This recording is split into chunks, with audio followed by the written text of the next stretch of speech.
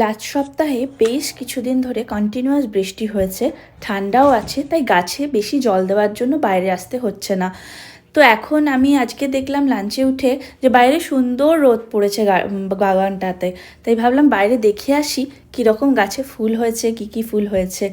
তো এখানে যেহেতু শীতকাল, তাই গাছে ফুল হওয়ার সংখ্যাটা অনেকটা কমে গেছে, হচ্ছে সাইজেও ছোট হচ্ছে আর সংখ্যাটাও কমে গেছে। যেমন এখানে যে 12 মাসি ফুলের গাছটা আছে, এখানে প্রচণ্ড ঠান্ডায় দেখছি ওটাতে আর ফুল হচ্ছে না।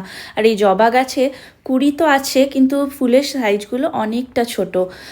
তো আর পাশে আমার লঙ্কা গাছও আছে, সেখানে অনেক লঙ্কা হয়, মানে আমাকে লঙ্কা কিনতে হয় না, কিন্তু গরমকালে যত পরিমাণ লঙ্কা হয় তার হাফ পরিমাণ লঙ্কা এখন হচ্ছে।